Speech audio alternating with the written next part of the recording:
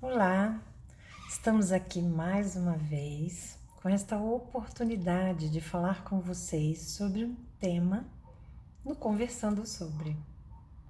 O tema que nós vamos falar aqui hoje, para uma reflexão que se torne ação, para uma reflexão que se torne uma transformação na sua vida, é: permita-se renascer.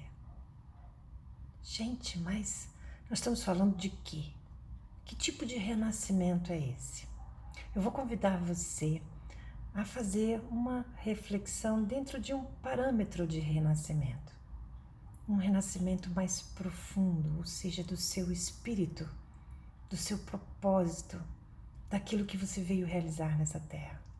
Esse talvez seja o renascimento definitivo, onde a gente realmente se encontra fincado, enraizado na vida possível que nos foi proposta.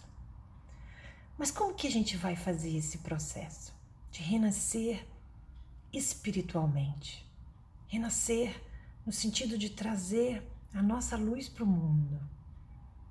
Nós todos temos uma luz interior. Mesmo que nós estejamos em algum momento da nossa vida nos sentindo diminuídos, sem valor, sem força. Às vezes alguns de nós, e a gente tem observado que isso tem crescido muito, infelizmente, alguns de nós desistindo da vida, desconectados do seu próprio espírito, da sua própria vida. Quando a gente fala disso tudo, mesmo que a gente esteja assim, a gente precisa trazer um pouco a nossa atenção para nascer de novo naquilo que se refere à vida plena. Muitos de nós se afogam no desconhecimento de si, se afastam de si. Então eu vou colocar aqui como um primeiro ponto deste permitir-se renascer o autoconhecimento. Como é importante nós entendermos a nossa história pessoal desta encarnação. Através dela, nós podemos entender muito mais. E isso começa com papai, mamãe e nossos irmãos, principalmente. Nós podemos também incluir os nossos avós, mas principalmente com esta família nuclear. Que nós possamos investir em nos conhecer a partir das nossas experiências, entrar em contato com a nossa criança interior, a nossa criança ferida.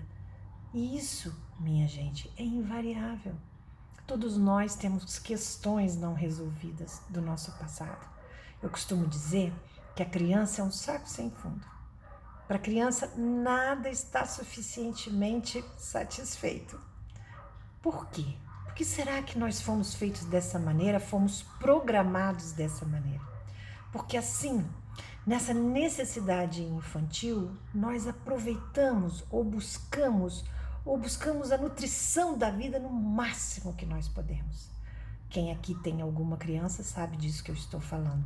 Muitas vezes a gente oferece alguma coisa para a criança e a criança quer mais, e quer mais, e quer mais. A criança que eu fui não sai daqui de dentro de mim para que eu, como adulta, surja. Aqui dentro de mim tem todas as informações gravadas dessa criança. As suas experiências com seus pais ou com as pessoas com as quais cresceu. Isso é muito importante quando se trata de autoconhecimento. O autoconhecimento foi aclamado como via de alavanca espiritual em todas as tradições espirituais. Na pergunta 919 do Livro dos Espíritos, Kardec indaga, claro que eu vou falar aqui de uma maneira mais simplória, mas ele indaga como fazer para me aproximar mais do bem, do que é bom, da vida plena e me afastar daquilo que é mal. E os Espíritos respondem: um sábio da antiguidade já vos disse. E os Espíritos não disseram qual, gente, porque vários sábios da antiguidade disseram o mesmo: conhece-te a ti mesmo. Como é importante nós investirmos nesse autoconhecimento para que a gente possa compreender aquilo que nos fere, aquilo que nos motiva, aquilo que nós damos valor, a hierarquia dos nossos valores, o que realmente importa para cada um de nós. Nesse investimento do autoconhecimento, que nos aproxima do despertar, do renascer, nós temos a condição de entender aquilo que nos falta, entender nossos vazios e, como adultos, buscar as soluções de preenchimento desses vazios. Muito das pessoas que adoecem psicologicamente, emocionalmente, espiritualmente, está baseado nesse autodesconhecimento. Quantas vezes, na minha profissão, algumas pessoas chegavam e eu perguntava o que se passava e a pessoa falava assim, não sei, eu só sei que não estou bem. Olha o distanciamento, a desconexão daquilo que se passa dentro de você, para que você não saiba responder o que acontece contigo. Mas isso acontece de uma hora para outra, minha gente? Não. Isso acontece porque dia após dia nós vamos nos distanciando da nossa essência. E na sociedade em que vivemos, é preciso salientar o quanto que isso é estimulado, olhar para fora e não olhar para dentro. O que a pandemia nos trouxe? A necessidade de estarmos em convivência dentro dos nossos lares, olhando para as nossas relações. Para muitas pessoas foi isso. E aí, o que veio à tona? Muitas vezes, dificuldade de relacionamento. Muitas vezes, o próprio vazio, a própria solidão. Então, quanta coisa a vida nos ensina e nós nos recusamos a aprender. Mas de tudo que a gente tem como sabedoria, o autoconhecimento é a base para que um adulto siga dia após dia investindo em tirar essas camadas de incompreensão, de ferida, de sofrimento, de mágoa, que são necessárias à nossa vida, mas que se nós não trazemos compreensão para elas, nós ficamos presos nessas emoções perturbadoras e não avançamos em crescimento. Não avançamos nas nossas relações também. Então o autoconhecimento nesse tripé que eu estou trazendo aqui para vocês, para o renascimento, é fundamental. Quando nós investimos em nos conhecermos, e veja bem, como disse Carl Gustav Jung, o psiquiatra, que foi dissidente de Freud, mas por muito tempo aluno dele, Jung disse uma coisa muito importante: a individuação, que é este processo de se tornar esse indivíduo íntegro, completo, é um processo eterno. É um processo que nós vamos passar a vida buscando e ainda vamos encontrar camadas que precisamos explorar. Não é uma coisa que eu vou ali, eu já me conheço, eu sei como eu sou. É algo que eu preciso investir diariamente. Quando as coisas acontecem a mim, boas ou más, como eu me comporto, como eu reajo, o que eu imagino da vida, do ponto de vista do propósito, daquilo que eu quero realizar ou deixar, do legado que eu quero deixar para a terra, para as pessoas, o que eu sei sobre mim? Eu vejo que essa é uma grande crise existencial na juventude. Muitos jovens não sabem a que vieram, ainda estão perdidos de si, mas é só procurar. Mesmo que seja uma agulha no palheiro, a gente pode insistir e procurar dia após dia a responder a pergunta: quem sou eu? Quem sou eu com as pessoas íntimas? Quem sou eu com os estranhos? Quem sou eu no trabalho? Quem sou eu na escola?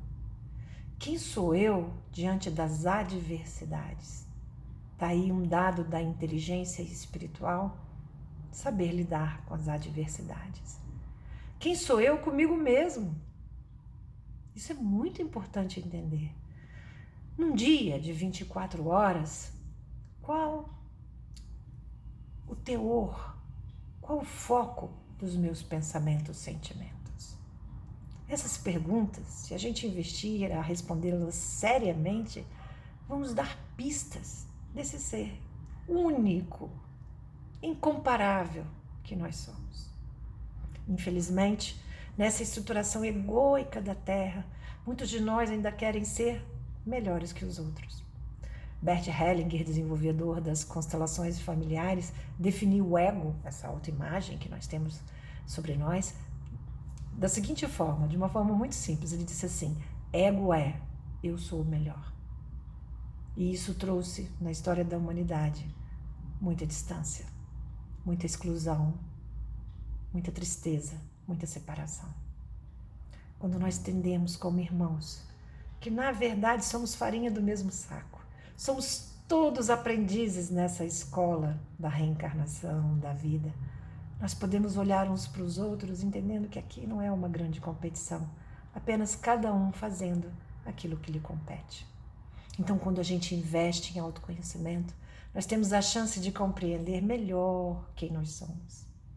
E isto faz toda a diferença.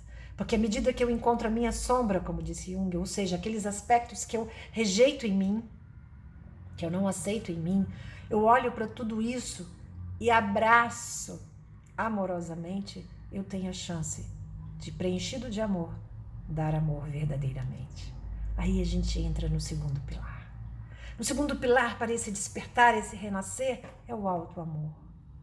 Quando eu me olho e entendo que, mesmo tendo tropeços, dificuldades, erros, o ser imperfeito que sou, eu posso amar mesmo assim, como um filho do Pai. Recebendo esse olhar do Pai amoroso e entendendo que tudo que acontece comigo, que não é correspondido na minha expectativa, é tudo que eu posso. Quando a gente consegue esse olhar amoroso, a gente pode estendê-lo aos nossos pais, à nossa família, entendendo que papai e mamãe, mesmo que não nos tenham criado, deram a nós a vida. E isso já é o maior de todos os bens. Mas se deram um pouco mais, deram sua companhia e cuidados, nós podemos olhar para os nossos pais amorosamente e com gratidão. E quando eu agradeço, isso significa que eu recebo. Isso é mágico nas nossas vidas. Daí a própria ciência trazer hoje a importância da gratidão como um fator de cura pessoal, de estabelecimento de uma psicologia positiva dentro de nós, onde nós entendemos que aquilo que nos foi dado, nós realmente fomos capazes de receber. Existe até um exercício da psicologia positiva maravilhoso que eu sugiro a vocês que façam, que é o exercício das 3 gratidões. Dos 3 agradecimentos, ou seja, todos os dias, ao final do dia, você escrever 3 coisas pelas quais você agradece. Ao final de 2 meses, ou até menos, você já vai começar a perceber transformações na sua ótica da vida. Porque no momento em que você vai buscar essas coisas pelas quais agradece, através da sua mente, você entra em contato com aquilo que recebeu. Isso lhe dá uma positividade, um otimismo, uma forma de ver a vida diferenciada, muito mais apta a captar o que é bom. Isso transforma a nossa consciência. Então, quando nós desenvolvemos esse auto-amor, a gente está baseando a nossa compreensão num reconhecimento de que essa vida vale a pena. Ela foi dada, não importa como, pelos nossos pais, e isso por si só já é um motivo para que eu possa me amar.